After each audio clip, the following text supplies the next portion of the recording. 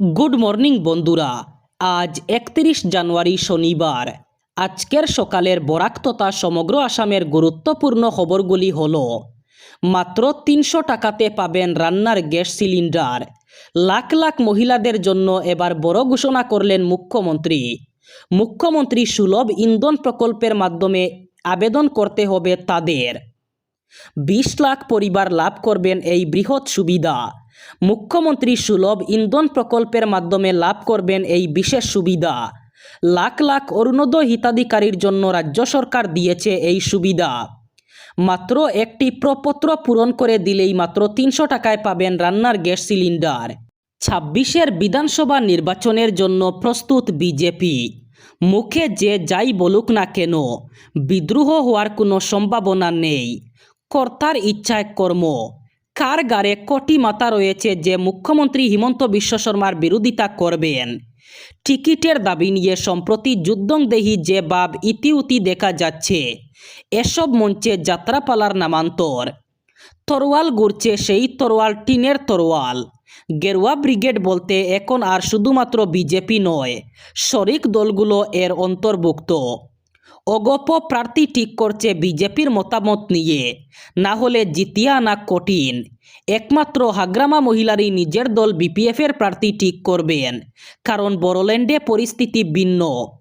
ফেব্রুয়ারির প্রথম সপ্তাহেই প্রথম প্রার্থী তালিকা প্রকাশ করছে বিজেপি। বিজেপির প্রথম তালিকায় যাদের রাখছে তারা বিতর্কিত। মন্ত্রী কৃষ্ণেন্দু পাল এবং কৌশিক রায়ের নিজের আসন পাকা। বিশ্বস্ত সূত্রে প্রকাশ, প্রথম তালিকায় বরাক থেকে আরও কয়েকটি নাম সন্নিবিষ্ট থাকবে। রামকৃষ্ণনগরে বর্তমান বিধায়ক বিজয় মালাকার যে টিকিট পাচ্ছেন বিষয়টি নিশ্চিত। মাঝপথে কসমিন কালেও যারা বিজেপির কাছে দাঁড়িয়েছিলেন না, এরাই দাবিদার হয়ে উঠছেন। বিটিসির অধীনস্থ 5 জেলায় আর মুসলমানদের এসআর অর্থাৎ ভোটার তালিকায় সংশোধনের নামে দেওয়া যাবে না কষ্ট।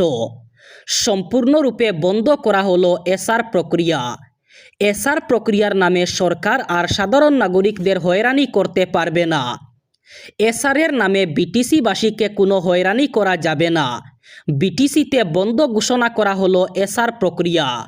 মুখ্যমন্ত্রী ডক্টর হিমন্ত বিশ্ব শর্মার নির্দেশে বিটিসির 5 জেলার জেলা কমিশনার মন্ত্রী জয়ন্ত মল্ল বড়ুয়া, বিটিসি চিফ হাগ্রামা মহিলারি, জমিয়ত উলামার নেতা, দল সংগঠন ইত্যাদির নেতাকর্মীদের নিয়ে দীর্ঘ আলোচনার পর এমনই ঘোষণা করেছেন বিটিসি চিফ হাগ্রামা মহিলারি। বিটিসিতে সম্পূর্ণরূপে বন্ধ করা হয়েছে এসআর প্রক্রিয়া। সরকারি কর্মীদের সমাজ মাধ্যম ব্যবহারে হ্রাস টানল বিহার সরকার। এই প্রসঙ্গে নির্দেশিকাও জারি করা হয়েছে। শুধু তাই নয়, কেন সরকারি কর্মীদের সমাজ মাধ্যম ব্যবহারে হ্রাস টানা হয়েছে তার ব্যাখ্যাও দেওয়া হয়েছে। ফেসবুক, এক্স, ইনস্টাগ্রাম এবং ইউটিউবের মতো সমাজ মাধ্যম ব্যবহারের ক্ষেত্রে কী কী নিয়ম মেনে চলতে হবে কর্মীদের তাও উল্লেখ করা হয়েছে। সমাজ মাধ্যম ব্যবহারের নিয়ম নিয়ে মন্ত্রিসভা অনুমোদন দিয়েছে, এখন শুধু কার্যকর করার অপেক্ষা। এই নিয়ম যেমন নিচু স্তরের কর্মীদের ক্ষেত্রে প্রযোজ্য, তেমনি ঊর্ধ্বতন কর্মকর্তাদের এই নিয়ম অনুসরণ করতে হবে বলে জানানো হয়েছে। নতুন নির্দেশিকা অনুযায়ী কোনো সমাজ মাধ্যম অ্যাকাউন্ট খুলতে গেলে সংশ্লিষ্ট দপ্তরের কাছ থেকে অনুমতি নিতে হবে কর্মীদের।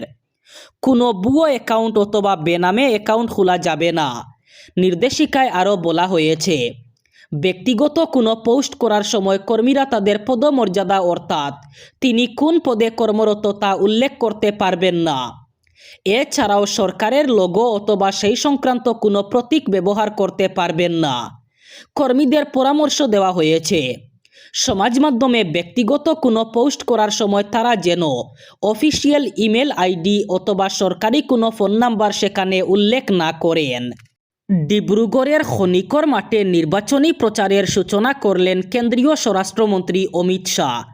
তিনি বলেন, বাংলাদেশি অনুপ্রবেশকারীরা অসমের দরিদ্র মানুষের অধিকার কেড়ে নিচ্ছে এবং জনসংখ্যাগত পরিবর্তনের মাধ্যমে দেশের নিরাপত্তার জন্য হুমকি সৃষ্টি করছে।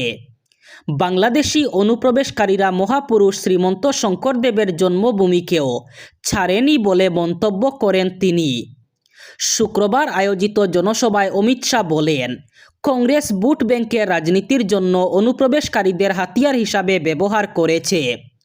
দশকের পর দশক ধরে অসমে যে অনুপ্রবেশ সমস্যায় ভুগছে তার জন্য কংগ্রেসকেই দায়ী করেছেন তিনি। তবে বর্তমান সময়ে অসমের জনবিন্যাস পরিবর্তনের চক্রান্ত রুখতে উদ্যোগ নেওয়ার জন্য মুখ্যমন্ত্রী হিমন্ত বিশ্ব শর্মাকে ধন্যবাদ জানান তিনি। ডিব্রুগড়ের বিশাল জনসভায় ভাষণ দিয়ে তিনি অসমবাসীকে সতর্ক করে বলেন, সরকার এবং জনগণ একসঙ্গে পরিকল্পিত জনবিন্যাস পরিবর্তনের বিরুদ্ধে প্রতিরোধ গড়ে না তুললে ভবিষ্যতে অসম ভয়ঙ্কর বিপদের মুখে পড়বে।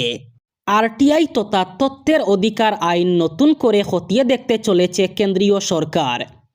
লোকসভায় পেশ হওয়া অর্থনৈতিক সমীক্ষা রিপোর্টে এমনই ইঙ্গিত মিলেছে। সেখানে বলা হয়েছে, গোপন রিপোর্ট, খসড়া পর্যবেক্ষণ কিংবা কেন্দ্রীয় সরকারের গোপন আলোচনা জনসমক্ষে প্রকাশ না করার প্রস্তাব দেওয়া হয়েছে, কারণ এর ফলে প্রশাসনিক সিদ্ধান্তে বাধা তৈরি হচ্ছে। 2005 সালে ইউপিএ জমানায় তৈরি হয়েছিল তথ্যের অধিকার আইন। প্রশাসনিক কাজে স্বচ্ছতা এবং নাগরিক অংশগ্রহণ নিশ্চিত করাই ছিল এর মূল উদ্দেশ্য। কিন্তু দাবি, এই আইন ক্রমশ সাধারণ কৌতূহল নিরসনের অস্ত্র হয়ে দাঁড়িয়েছে। সরকারি কাজকে প্রভাবিত করার জন্য এই আইনকে ব্যবহার করা যাবে না বলে স্পষ্ট জানিয়েছে কেন্দ্র সরকার। তাই বেশ কিছু নথিপত্রকে তথ্যের অধিকার আইনের আওতার বাইরে রাখা হতে পারে। কেন্দ্রীয় সরকারের 4টি শ্রমিক ও কর্মচারী বিরোধী নতুন শ্রম আইন বাতিলের দাবিতে আগামী 12 ফেব্রুয়ারি দেশব্যাপী ধর্মঘটে সামিল হওয়ার সিদ্ধান্ত নিল সারা ভারত রাজ্য সরকারি কর্মচারী ফেডারেশন। মহারাষ্ট্রের শিরডিতে অনুষ্ঠিত সংগঠনের 18তম জাতীয় সম্মেলন থেকেই এই কর্মসূচির ডাক দেওয়া হয়েছে। সম্মেলনে গুরুত্বপূর্ণ ভূমিকা নেন জাতীয় সম্পাদক শিলচরের বিশ্বজিৎ পাল চৌধুরী। 23 জানুয়ারি থেকে 26 জানুয়ারি পর্যন্ত চলা এই জাতীয় সম্মেলনে অসম থেকে 21 জন সহ সারা ভারত থেকে প্রায় 1000 প্রতিনিধি অংশ নেন। সম্মেলনে গৃহীত প্রস্তাবগুলির মধ্যে রয়েছে এনপিএস এবং ইউপিএস বাতিল করে পুরনো পেনশন ব্যবস্থা পুনরায় চালু করা, করোনাকালে বকেয়া থাকা 18 মাসের ভাতা মিটিয়ে দেওয়া, ওয়ার্ক চার্জ মাস্টার রোল এবং কন্ট্রাকচুয়াল কর্মীদের চাকরি স্থায়ীকরণ এবং কেন্দ্রীয় সরকারি কর্মীদের জন্য প্রযোজ্য বেতন কাঠামো সুযোগ সুবিধা রাজ্য সরকারি কর্মচারীদের ক্ষেত্রেও কার্যকর করার দাবি। এই দাবিগুলিকেই সামনে রেখে আগামী 12 ফেব্রুয়ারি দেশের আরও 10টি শ্রমিক ও কর্মচারী সংগঠনের সঙ্গে যৌথভাবে দেশ জুড়ে ধর্মঘটে অংশ নেওয়ার সিদ্ধান্ত নেওয়া হয়েছে। অসমে বিধানসভা নির্বাচনের প্রাক্কালে রাজ্যের রাজনৈতিক পরিবেশ ক্রমশ উত্তপ্ত হয়ে উঠছে। সাম্প্রতিক সময়ে রাজ্যের শাসক দলের শীর্ষ নেতৃত্বের বক্তব্যকে ঘিরে ব্যাপক প্রতিক্রিয়া তৈরি হয়েছে রাজনৈতিক মহল, নাগরিক সমাজ এবং সংখ্যালঘু সংগঠনগুলির মধ্যে। এই পরিস্থিতিতে বিষয়টি সুপ্রিম কোর্ট পর্যন্ত গড়ানোর সম্ভাবনা তৈরি হয়েছে।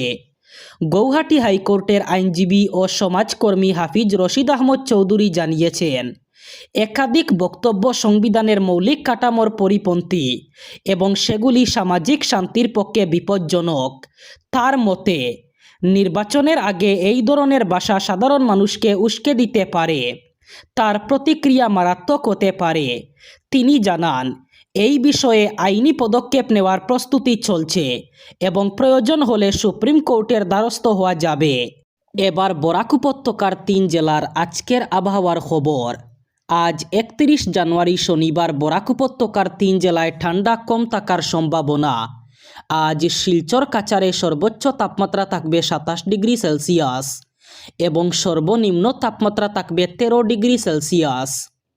শ্রীভূমি করিমগঞ্জে আজ সর্বোচ্চ তাপমাত্রা থাকবে 27 ডিগ্রি সেলসিয়াস এবং সর্বনিম্ন তাপমাত্রা থাকবে 13 ডিগ্রি সেলসিয়াস।